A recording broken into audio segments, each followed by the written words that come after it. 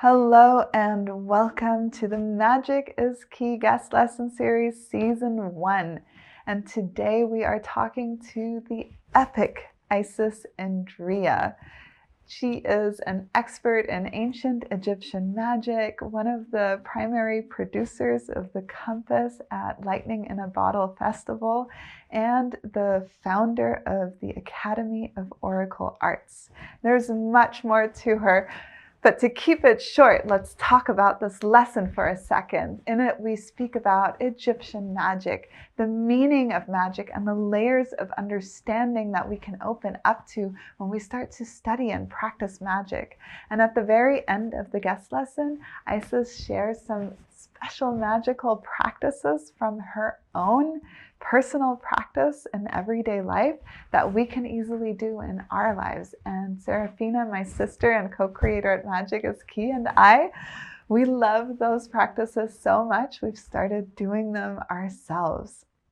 Now, if you love this video, make sure to comment below. You're free to ask any questions, offer reflections and realizations that come up.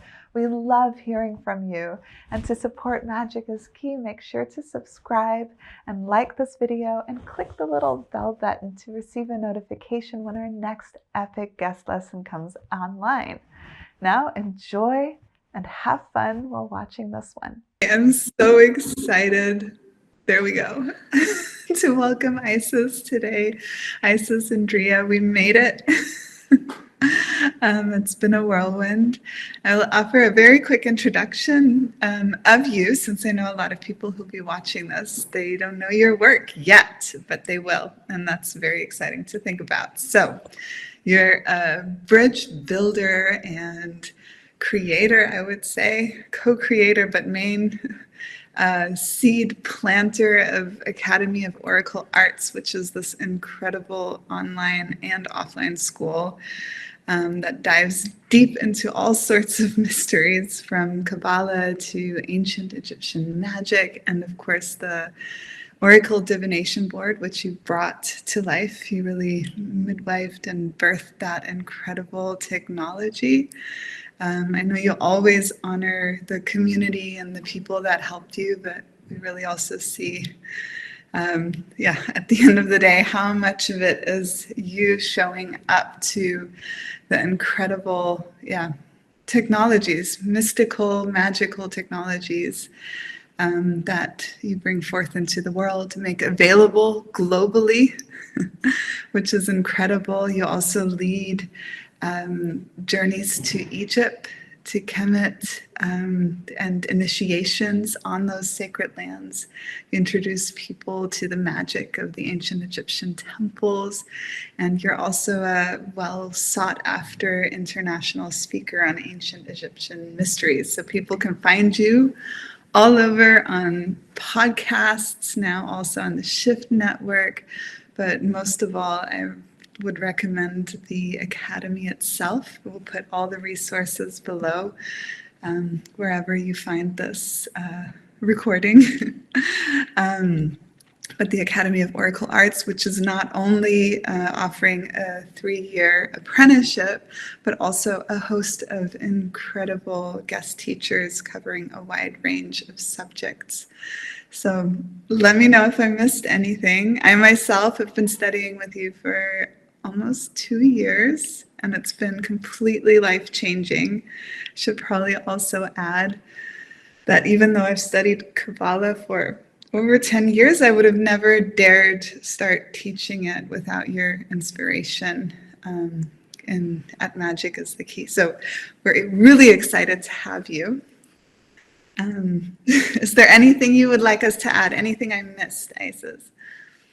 Well, first off, thank you, people, Luke and Serafina, for welcoming me to be here. I feel really grateful to be a part of it and, just be in relationship this way. I'm coming from the ancestral homelands of the Nisenan over here, and it's called Ustaman, known as Nevada City, California, right by the Yuba River.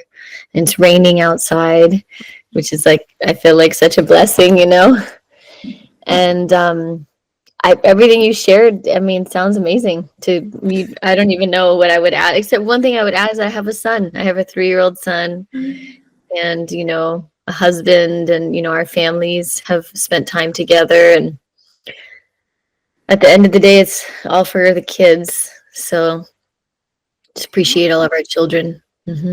All for the next generations. Yeah. Thank It's really you. beautiful. Yeah, we're so happy to have you. And to start this all off, we wanted to ask you off the bat what your definition of magic is. Well, I really love this quote. I say it all the time, from Lon Milo Duquette. I think it's just so beautiful. He says, we don't do magic, we become magicians, so all acts become magical acts. And I just love that quote. I just think it's so magnificent because it shifts the interior, like, exploration of what magic could be and is. From an ancient Egyptian perspective, there's a particular netter or cosmic force of this called universal life force energy called Heka. And Heka, I love this description. There's so much to say about Heka, but some of what they reference Heka to be is it's intention, attention, focus, responsibility, imagination, thought, word, deed, ritual gestures, how we use our body, and our breath of life, synced up. And then this employs our senses so that we can then be vehicles for cosmic relationships, cosmic forces, and the living magic of the elements of life to collaborate, co-shape, and bond with us. And so part of the process of magic is, in a lot of ways, absolute total alignment with all of our faculties, with a clear direction and focus and intention. So we're walking aware and walking with clarity on what we're directing our energy towards in collaboration with the holy elements of life and the cosmic forces, cosmic resonance. And this is a lot also what, I love ancient Egypt, by the way. I could go on and on and on until the breakdown of dawn in relationship to ancient Egyptian cosmology and studies. I love it so much. But also, what they talk a lot about in the context of ritual and theurgy, like what ritual and theurgy is in a particular thread and stream, is from a theurgic perspective to be a vehicle for the collaboration of these cosmic forces and the holy elements of life, the living consciousness of the natural world, the emerald earth, to employ our senses. We employ our senses so that we can be a vehicle for these forces to empower through us. And in that way, we're collaborating together. We're not just doing it as humans, or the more than human realm. And to do that, and from a context of magic, a hyper attunement to all of the things we already went over, that like whole list of attention, intention, focus, responsibility, imagination, thought, word, deed, action, and the ritual gestures, how our bodies, our vehicles are in alignment. And it's this deep, I find, relationship with the communion with our ancestors and like our ancient roots and our origins. And like and calling upon, in a lot of ways, 10,000, 100,000, million strong behind us, the mystical parts of each and every one of us, because all of our ancestors, our bloods, our bones, we all have these mystical lines, it's just part of who we are. And so it's like being the solid as the dream of our ancestors, and then being in communion with this a thriving future on behalf of our children, and being so hyper present, eternally present in the now, with this sort of multidimensional awareness, so that the consciousness of healing and transformation, because in the Kemetic tradition, ancient Egyptian tradition, the whole reason why we're born, why we chose to be born, is to transform. It's for this purpose. Now, how we do that in any vocation or purpose, the way our purpose work is expressed, or in what we say in our altered divine directive, for the purpose of transformation. We come here to do the work of transformation, heal our ancestors, be in relationship with what timeline we're in and how we're here to assist in our own interior work that then offers a rippling effect into the greater field of transformation. It's all very interdependent. That this is the magical practice to transform and alchemically, our bodies are alchemical laboratories. We think about it, like all the things our organs do, like our liver and our stomach and our lungs. I mean, it's like fascinating what goes on in the body, so we can be a spirit in the body. So our commitment to transformation and healing and really like restoration and repair, ancestral repair, to be a vehicle for magical acts to move through us, and it's alignment with our personal will, with the will of the divine, for the purpose of transformation and healing, and all the ways that works. And that requires I find a hyper presence, where it's like we're so here for it, like right now, when we're sleeping, when we're awake, we're here for it, no matter what, because every interior transformative alchemical process that we do in our insides simultaneously does that for our ancestors. It's like it's connected. And then with the opportunity like we're doing right now to come in the spirit of forgiveness and healing for our ancestors to do a reparations work right now, being in this call together with everyone that's listening. And so magic is so much. It's a way of life, it's like who we are. Actually, it's who we are, because we all have this, we have all of these magnificent senses that, the like ability to like listen and hear the like symphony of the emerald earth, and then to like pay attention to it, and then to like taste the like lusciousness of the food of the emerald earth that like is connected to the growth of the light of the sun that comes from pretty far away. You know what I mean? With the holy waters of life. It's also like engaging in our senses to experience majesty of life. It's just so beautiful. It's so amazing. And part of magic is also turning on our senses, employing them to feel and commune and experience the beauty of life so much that we'll do whatever we can to tend to it and protect it on behalf of our children, and all the things that like make us feel more connected more than ever before into the interdependent web, so much that we will protect it and tend to it. So magic is a way of life, and it's not about like my will against anybody else's will. It's a will in alignment with the divine will to collaborate and co-shape, and bond. A lot of the ancient Egyptian tradition, Rosemary Clark actually really translated this. I love it so much. She says, our job as humans is to create the bonding rituals, to bond, and to not only bond like inside our interior temple, like the magnificence of the cosmos and the body, but like, and not only to bond with other humans, but to bond with the emerald earth and to bond with the cosmic forces at play, and making bonding opportunities. And this opens up this like field of communing with a sacred way of life, where every act is a magical act, because there's intention and communion with the sacred always. It doesn't ever turn off. And so our mundane, quote, mundane or maybe ordinary experiences or whatever, that nothing's ordinary anymore. Everything becomes extraordinary, even in our grief and our like deep sadness and deep like unfathomable like grief of what is happening in the world, simultaneously with the extraordinary majesty of like I ate a dragon fruit today. So he gave me a bite of the most perfect dragon fruit. I mean, the taste of it was so delicious. And it's like named dragon fruit, like I haven't had dragon fruit in like a decade. It's the combination of all these things. So we're like fully experiencing responsively. And we just become more attuned to like the power of our imagination and our thoughts and our word and our deed. How profoundly influential that is. Like what we allow to influence us, and then what we experience on the inside in our alchemical laboratory, that then like influences how we communicate in our relationships, how we do anything. We become, in magical work, we just become so present with it.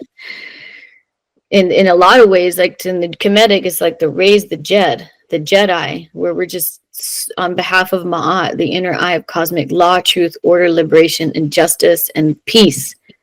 And with every loving act, all day, every day. It's a way of life. It's who we are. It's our nature. Everybody.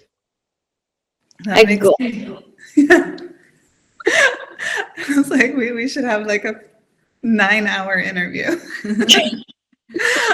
But that makes me also dream of the English language and a lot of the Germanic languages developing to the point where we don't need to define magic. That is just part of everything. Listening to that beautiful and eloquent, in-depth definition from you. Yeah, magic is everything. That's been my experience too. And there's one thing, I'm the queen of tangents, but I feel like there's so much we can learn from ancient Egypt. And you mentioned Heka, which is written with, I think it was just reading about it with the 3 seeds at the end. And so there's this multiplication also that happens.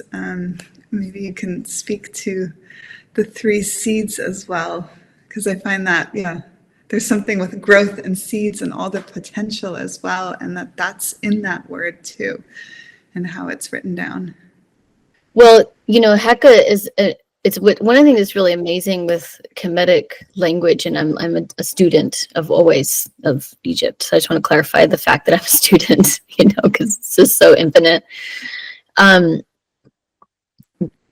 The letters, because a lot of times you don't see the vowels. The vowels are like the elements or the essence that empowers the consonants. So HKW, Heka, the W is also in there, but is very much related. Heka, sometimes you hear Hekau. Sometimes there's subtleties in that, but they also relate to cosmic powers. A lot of times in the language, in this, there are, if you think about it in the seed context, every form has a seed. When you think about it in that context, it's funny you bring that up, because guess what? My new magical name the Oracle gave me is related to seeds. So I think this is very interesting. You brought this up. It's just there with you.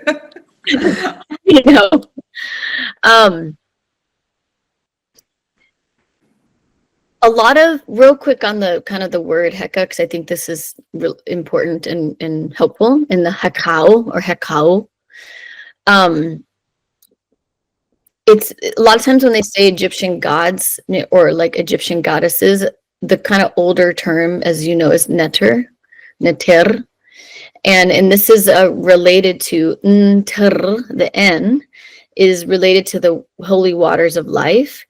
And Tr and Ntr are like the community of the cosmic forces, and then all of the Neters are the permutations of it. So I just want to share that, because I feel like there's a powerful relationship to water here that is really important. So in the Hekau, and there's a lot of different translations on how to pronounce it. So I just want to clarify too that I'm still deepening my way of learning pronunciation. In relationship that you have the word Ka, which is the vital force. And probably a lot of people have heard the word Merkaba, I'm guessing. Yeah. In some of the old Jewish mystery traditions, there's no such thing as a Merkaba. They say it's a Merkava. But then some of the Egyptians say, no, there is a Merkaba. It's the Mer, the Ka, and the Ba. And so I'm not sure what started where all the time. I'm always trying to figure this out. But in the Heka, the Hekau, the word where magic comes from, you have the word Ka. And Ka is related to our divine double. So like the Ba is the soul, our soul. We're like re-ensouling, bringing all parts of soul back together again. And this is in the word magic, the soul, uniting the soul in relationship to the Ka and the Heka. And the Ka is our divine double. And it's this cosmic vital life force energy that sometimes references like what travels, And I remember one of my teachers in Egypt, I was like, oh my God, he said, Muhammad Shatta, he goes, you know what, Isis? I'm like, what? He goes, if you don't consciously call in your divine double, your Ka, it can become evil. I was like, oh my God, you know, and I'm not like saying this any sort of like spell work or whatever, but what I feel like he was referencing to me is the power of making sure our vital life force is united with the body, because sometimes it can go a little bit of haywire if it isn't. So I feel like I should say that just because he told me that. So you have the Ka in the He, cow. You also have the He that has the Hu, which is related to the divine utterance. So oftentimes you hear magic, you hear abracadabra. I create avracadabra. I create as I speak. So in the He and the Hu, you have the divine utterance, which is a cosmic power. And then you have the Ka, which is the vital force, the divine double, the vital force energy that we want to sink within.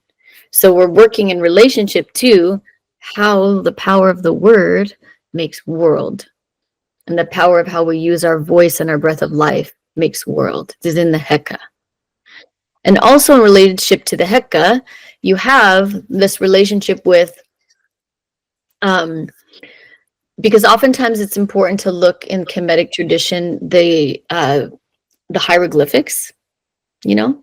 Now Heka, again, just to start from the beginning, is the word from a netter of magic in ancient Egyptian, in case that wasn't, I'm pretty sure I said that, right?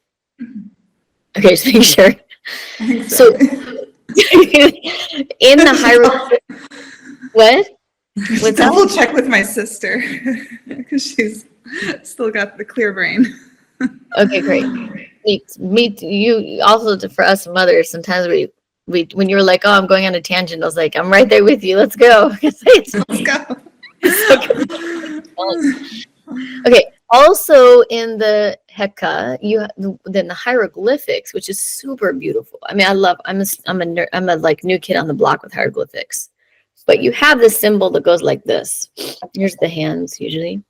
And it's like this, the body goes like this.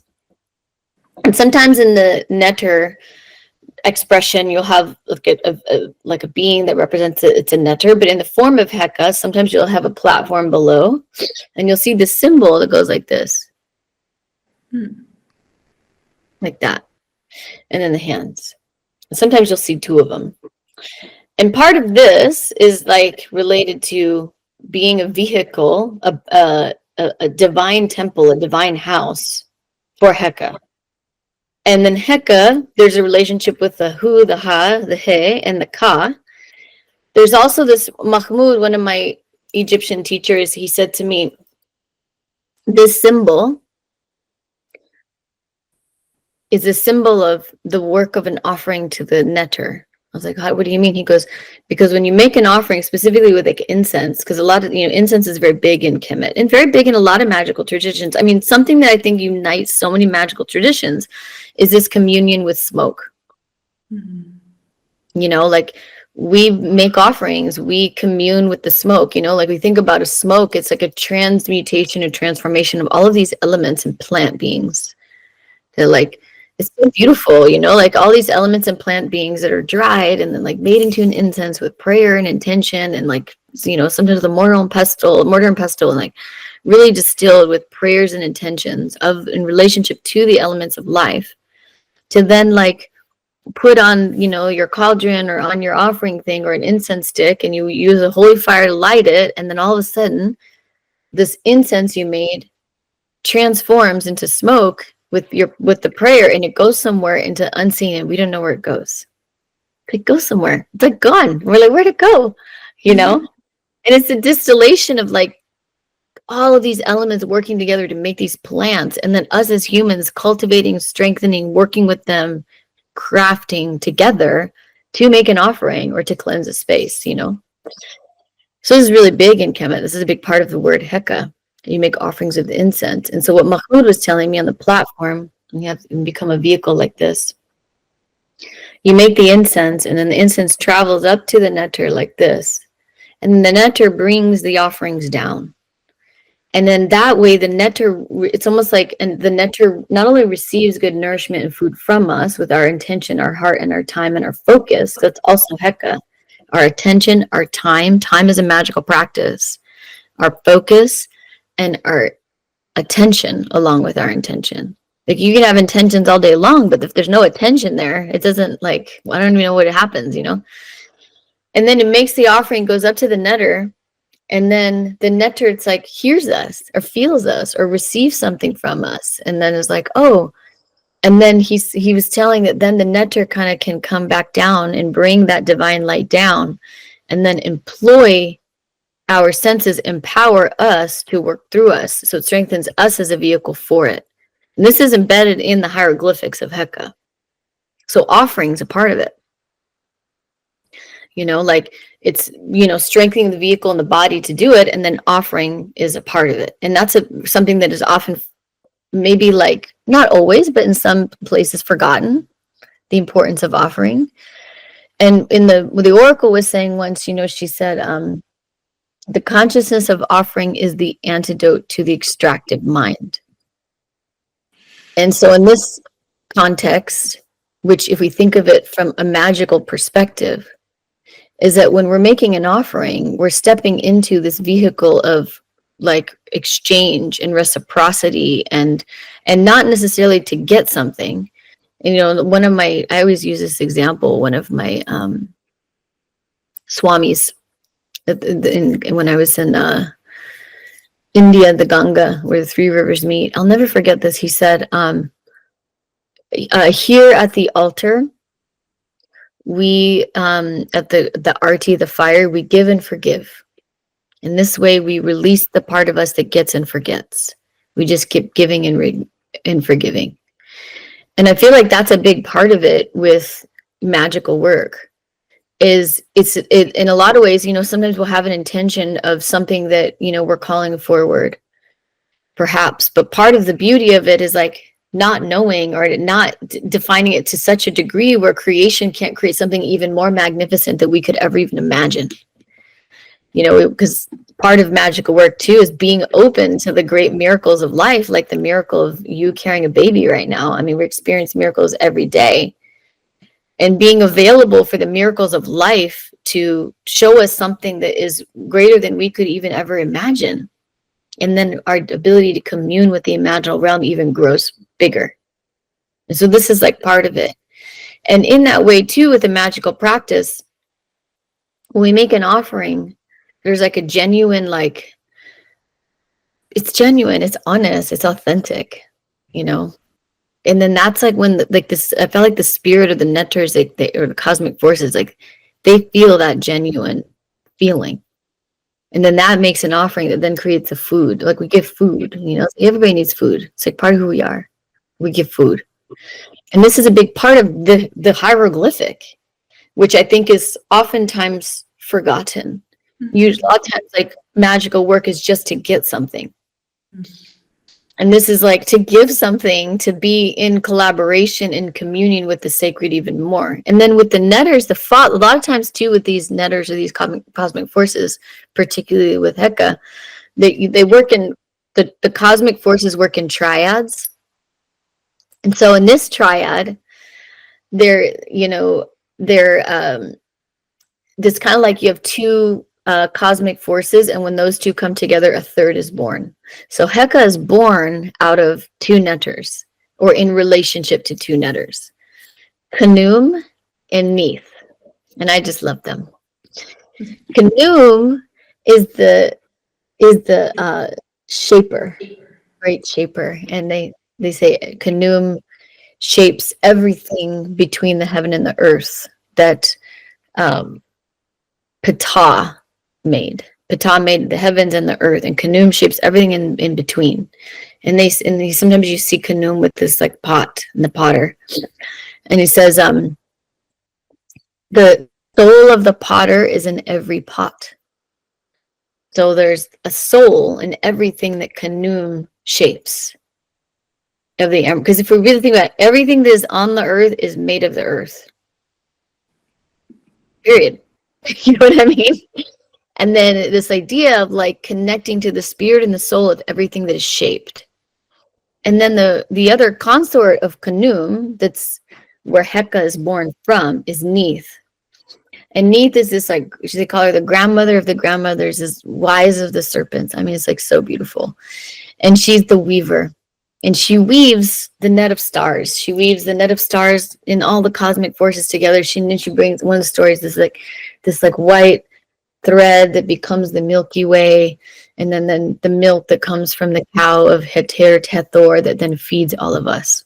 Those are the parents of Khnum. So Heka's born out of the relationship of these cosmic forces, one that's weaving everything together so that we can exist in this plane, and then the one that shapes everything on the inside. So there's this relationship with shaping and weaving that's related to magic and Heka. Like, what are we weaving and what are we shaping as Heka? And so there's this dynamic of like, well, being that we're always creating, because, you know, in the tarot, the card, the magician, it's like very like immediate. You got the fool and you got the magician. It's like instant.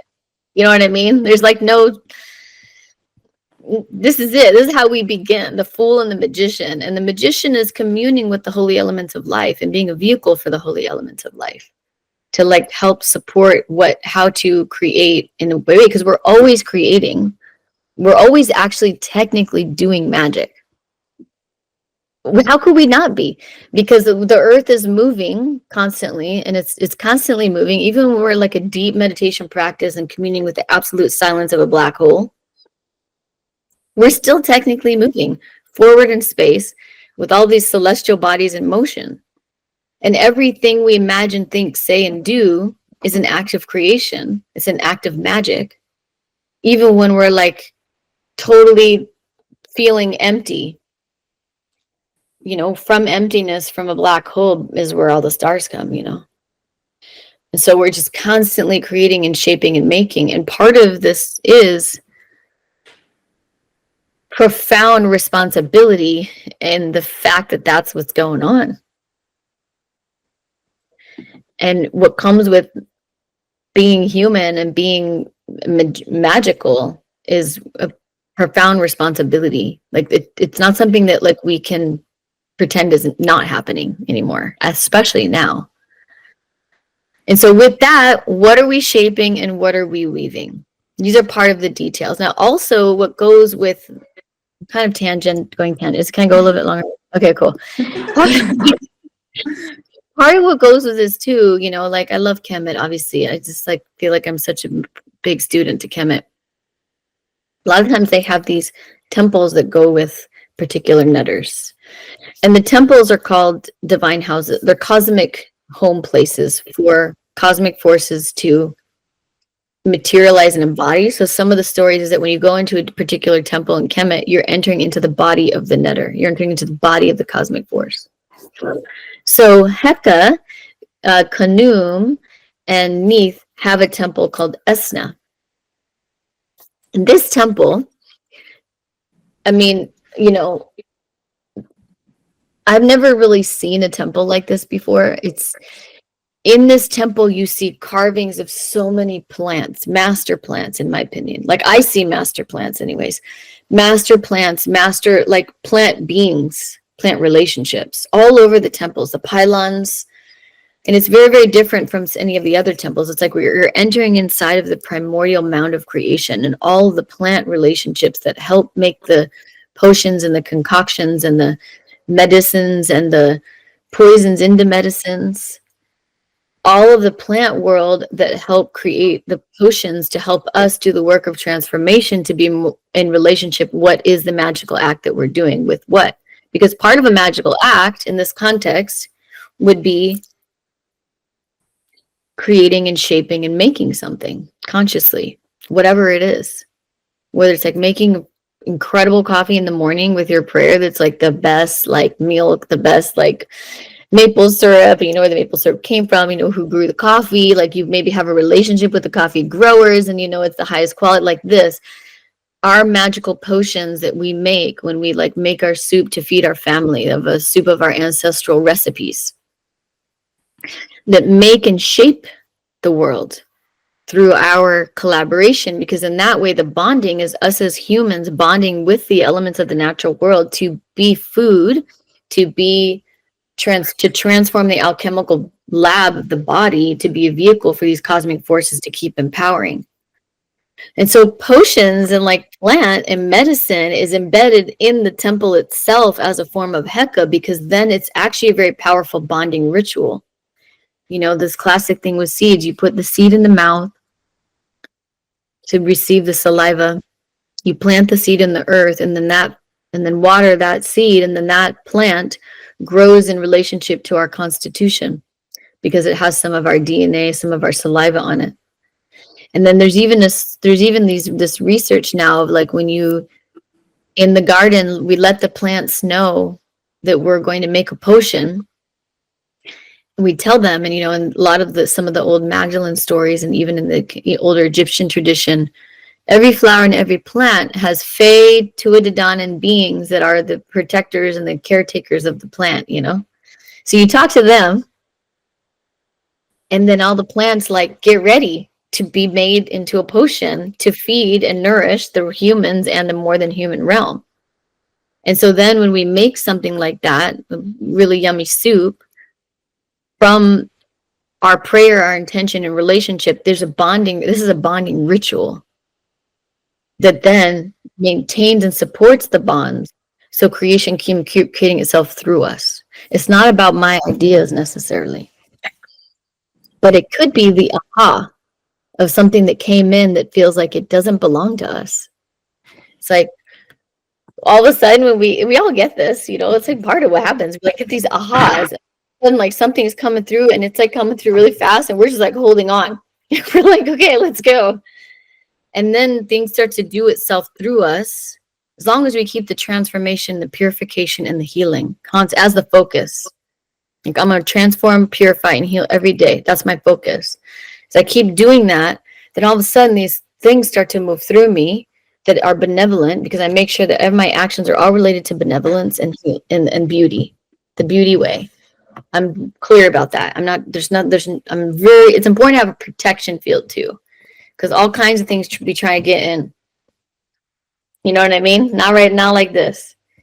So heal, transform, and part of healing and transform is also a protection field in and of itself, because we can see and experience our senses more to feel into what's good for us and what isn't, what's actually good, like influential in a way that's helpful for us, and what isn't. It's like, no, thank you, more of that. We got to know what our no thank yous are so we can bring in more of what is good for us.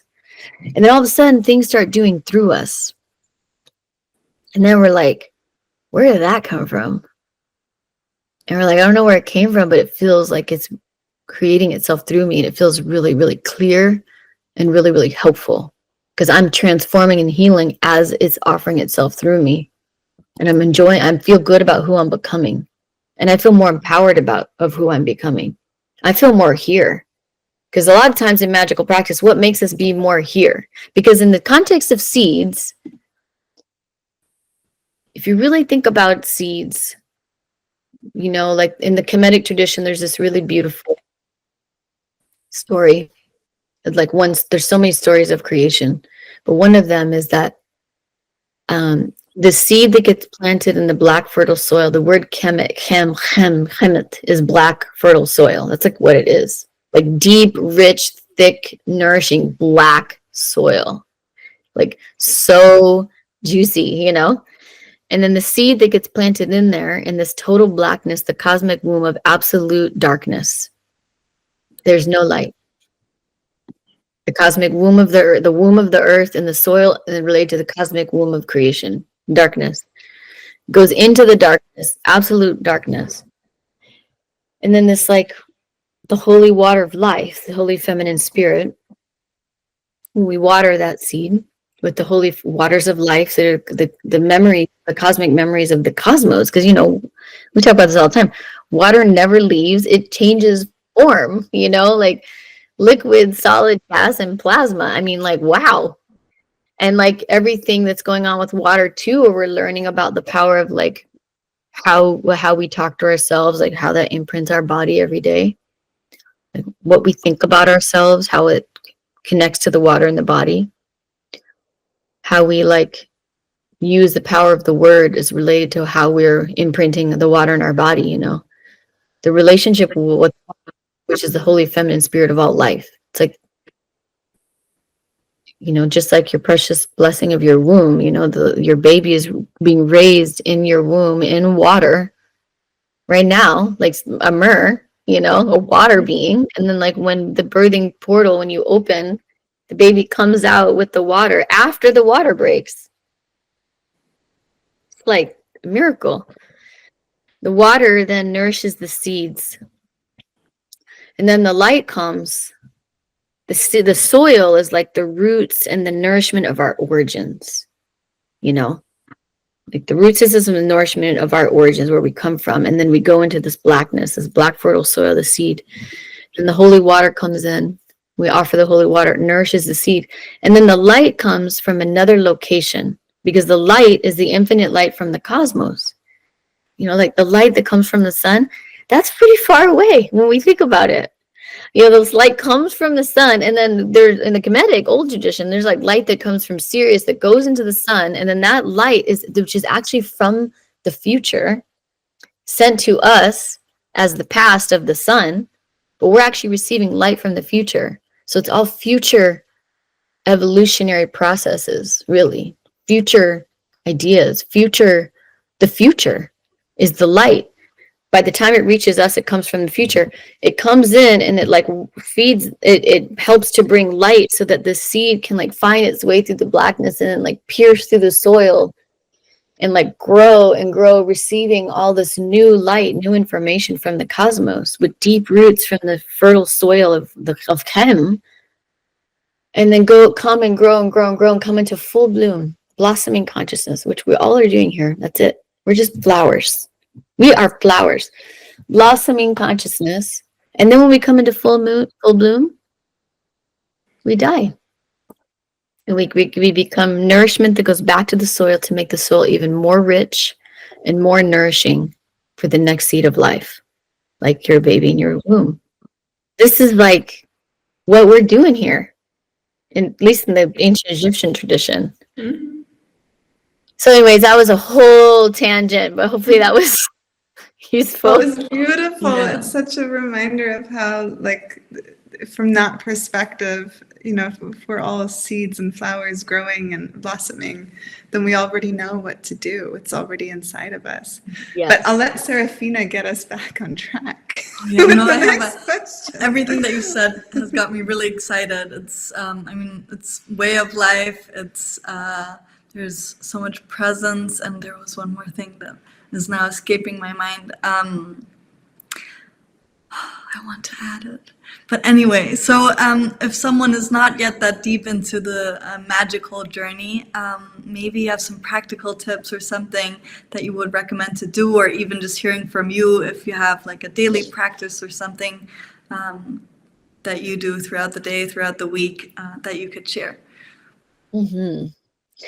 Well, I mean, I have a daily practice that we all do, actually, which is so awesome. You know, this is the other thing that's so amazing about just being more present with what's happening in our lives anyways. You know, that's part of it, is like part of the work of Heka is to be aware of Heka that's already happening too. You know what I mean? It's like this profound just being fully here in awareness. So everything that the ritual, a Heka ritual work that we all do every day. So we drink our water in the morning. We purify ourselves in the shower or the tub. We wash the temple of our homes and when we wash the dishes. This is something we all do. This is something that connects us all over the world. Washing dishes, taking a shower, a bath, and drinking water. Turns out all three of them are related to the water. Mm-hmm. So we are all performing Heka rites in relationship to the holy waters of life every day. What makes it an even more deeper communion with the practice of Heka is when we're aware of what we're doing. Realize our word and our gestures to like sync up with it. So as an example, I have my cup of water here in the morning. It takes maybe a matter. I utilize this example a lot because maybe it's like a minute. Sometimes it's like, I don't have time to do all these rituals. Then you're like, what do you mean? We're doing them every day. You know? So with the water, thank you, holy water, so much for my life And with this glass of water here today, I just want to start my day with this feeling and intention to nourish my day. Simple. I mean, you can go as long or short as you wish. But one of the things I was taught is you talk to the water, not about the water. Mm-hmm. You talk to the water. Because when we talk to the water, we're building a relationship, and like Masaru Emoto and Veda Austin, we're crystallizing the water with our words and our time and our prayer and our attention. And then we drink the water, and then it meets with the water in our body. And so there's a fusion that happens, a relationship. And then we offer the water to the earth, and it becomes a prayer that we're setting in motion for that meets the waters of the world. It's one way to look at it. Make a prayer. Drink the water, offer the water. That's one. You could take 30 minutes, you could take 30 seconds. You know? Offer, create time, work with time, court time, actually, for 30 seconds or an hour, as long as you wish. Second one, it's super easy when we're showering or taking a bath. This is something actually one of my old magical teachers taught me when I was super young. He said, just soap your body from head to toe. Say, thank you, holy water, for this, for cleansing and purifying me. I cleanse and purify myself today, and turn clockwise 3 times. He said, turn clockwise 3 times, do it again, clockwise 3 times, do it again, clockwise 3 times. That's another practice. Again, clockwise, sunwise, moving forward in motion. Mm-hmm. Yeah. And then the key, though, one of the keys is using the power of the word, because remember, in the he, the hu, the ha, the hu, the ha is the divine utterance. It's a cosmic power that we have, our breath of life and our voice. So you use the power of the word to speak to the water for that purpose and focus and intention. Holy Water Spirit, thank you for this opportunity to be with you. I cleanse and purify myself today. Super easy, super fun too. It's actually really fun and beautiful. And it's not just for women. People are like, oh, these all sound like women rights. I'm like, they are women rights, but they're also for men too, and two-spirit men. All the different ways that we are, you know. And then the third easy one, and these are things we're already doing, is when we wash our dishes. I'll always use this example. It's a beautiful opportunity to cleanse and purify thy thoughts. Washing the dishes. As I'm washing the dishes, you don't have to talk out loud. Sometimes it's nice to do that, but you can also think about it. What you're cleansing and purifying, that thought 5 minutes ago, or that thought 10,000 years ago. I cleanse and purify this thought that I had, and I'm washing these dishes. I'm washing and tending to the temple of my insides and the temple on my outside. And like, then cleaning becomes a ritual and fun and like useful and joyful and has story. Everything has meaning.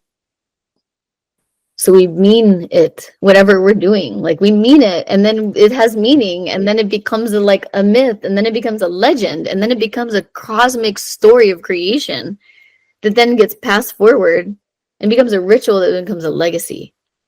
All of a sudden, everything we're doing.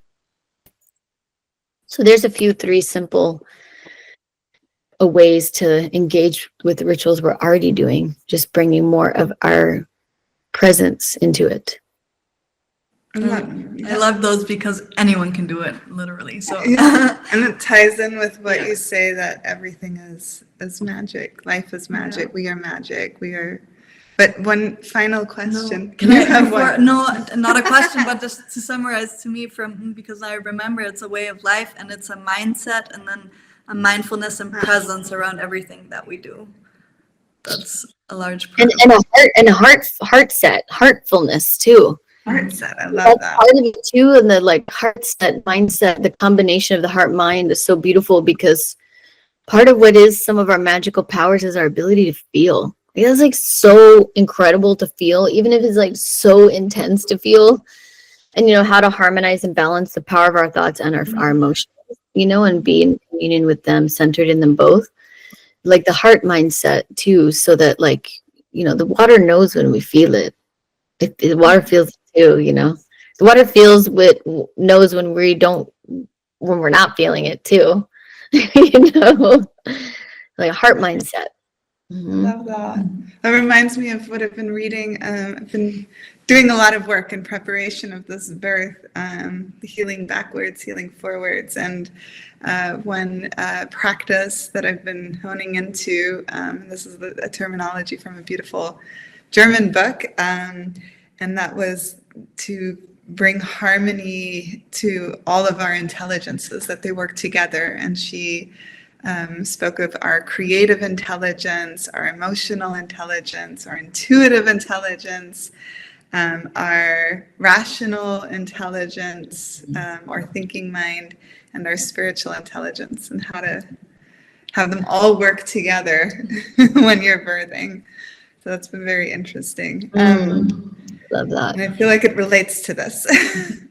But I'm super curious because also, when we talk about magic in Western culture, there's, even to this day, less and less though, which is amazing, worthy of celebration. But even to this day, sometimes it's something frivolous, or people are, we've heard from some friends be like, oh yeah, I'd be interested in magic is key, or I totally do some of, Oracle apprenticeship or whatever is out there, if I would understand how I can relate it to my corporate life, or like how to relate it to my own benefit.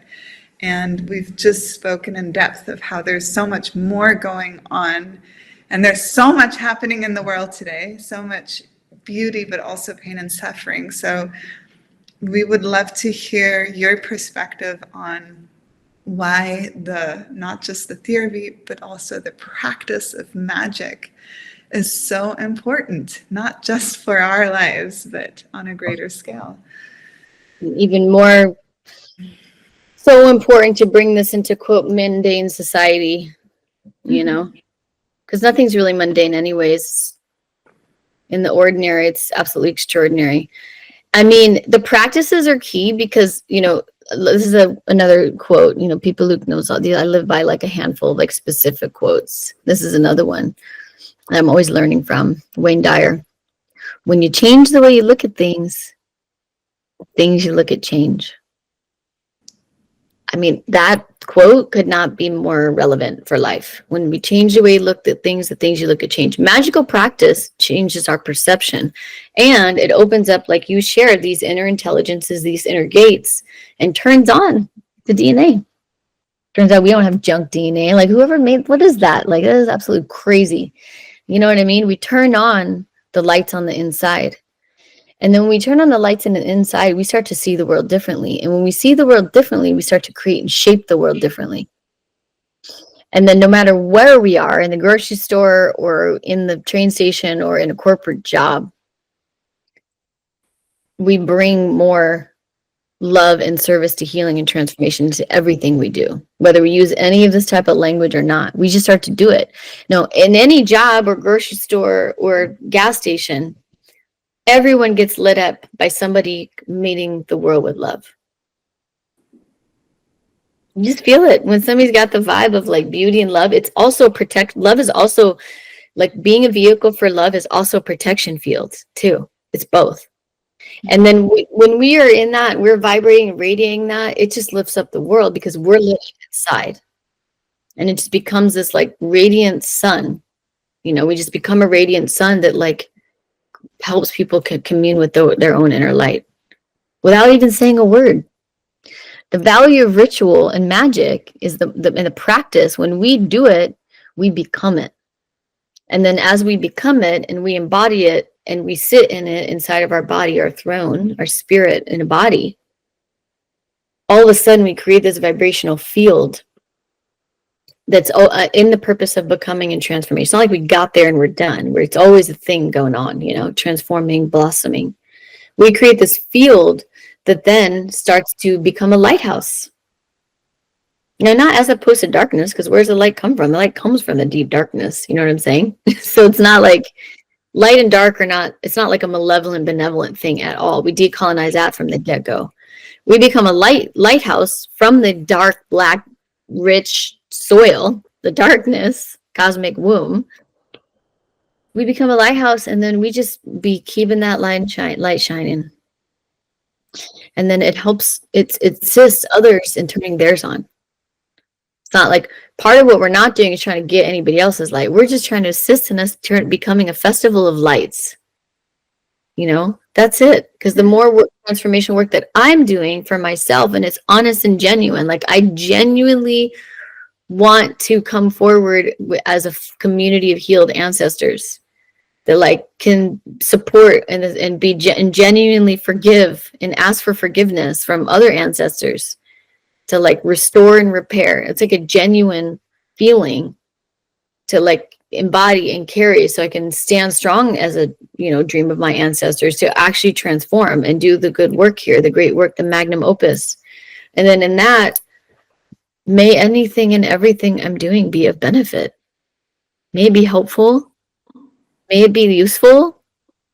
Whatever it is, just even standing here or sitting here, may it be helpful. It's like not trying to get, there's nothing I'm trying to get from anything, anywhere. I just want to like be more helpful and be more useful in this time of transformation. Because that's what everybody wants anyways. Like everybody's here to serve. Maybe we just forgot how. And we forgot that that is our nature. Our nature is to collaborate, is not to compete. You know? And so wherever we go in any situation, whether we use any of these magical terms or not, we just become this vibrational frequency that is a vibrational frequency of healing. Because part of Heka too, in the is to be a vehicle for the Sechem, the healing power, to move through us. I'm not healing anybody. I'm just a vehicle for the healing energy. You know, maybe I've studied all different kinds of healing modalities, but my job is to be a vehicle for the healing energy to do its work. And so nothing's being drained from me, taken from me. I'm not like depleted from it. I'm just a vehicle for it to do its work. As long as I transform and heal and cleanse and clear, so I can be a vehicle for it to do its work. So then I'm going to the grocery store and I'm like just getting the best like Epsom salts I can find, so I can like continue like to release and move through things. Simultaneously have a great conversation with the lady at the grocery store about these Epsom salts. And then she realizes she needs it too. And then we can commune on the power of these Epsom salts and where the salts come from and what salt does and how salt's protective and cleansing and clearing. And all of a sudden, in a matter of 5 minutes, we engage in like a healing practice that we can go home and do and carry that memory at the grocery store. It's everywhere, wherever we go. And it's presence, right? It's being so present. I had like this mind, because I've been learning through my partner about ancient Hawaiian temple lomi. And you're not doing anything when you're giving the lomi. You're just bringing presence to the tool that is your body. And that heals. That's exactly what you just described. Yeah. Well, I think this is a beautiful way to end this. Thank you so much for sharing so much wisdom. I feel so inspired. Yes. And here's to like a 9-hour interview in the future. That's intense. But I do want to finish with one. I want to nourish you, Isis, by honoring you. So I truly honor your work. You even do a festival. I didn't mention the festival. There is so much you do and bring forth. I don't even know if it's you doing it after today's interview. But you allow your body, your being, to be a vessel for so many things that truly are of benefit and service to so many people. And I also want to honor you as one of the key people that make our work here. Magic is key. The way it expresses itself, what it is, it wouldn't be that way without you. And you're one of those pillars. So for that, we're truly grateful. And we truly hope that everyone who comes across Magic is Key also comes across, will go look up your work, go find you on your platforms. And thank you so much for all that you do. So hopefully we'll have a lighthouse temple going here soon. Yeah. Yay! So I can come over there. I want to be in your temple. Yeah. You're like a Magic is Key elder. You're one of our, yeah. So thank you, Isis. Thank you so You're much. always welcome here. We are in the south of Germany, in Bavaria, which is, what is it, tribes that come from the ancient Celts. And I have some, we've talked about this. I have Yeah, some you do. ancestors, so I need to come there. I want to. I really Now want to you've got come. some a German book with you, so Yep. I know I got to learn how to read it. I'll help you. But thank you, Isis, for this. Yeah, thank you so much. Thank you. What a gift and honor. Ankh-Neteru, Ankh-Neteru, Ankh-Neteru, blessed be, and so it is. Thank you so much for watching this guest lesson. If you've had any realizations or questions as a result of watching it, or you just want to share something with us, make sure to comment below. We love hearing from you. Also, hit like and subscribe if you love this channel, and head on over to one of our other epic guest lessons. If you feel the call to experience magic in your everyday life, and you want to find out what it means to live with magic, then head on over to magiciskey.com. Check out our courses and our membership. It might be the right thing for you.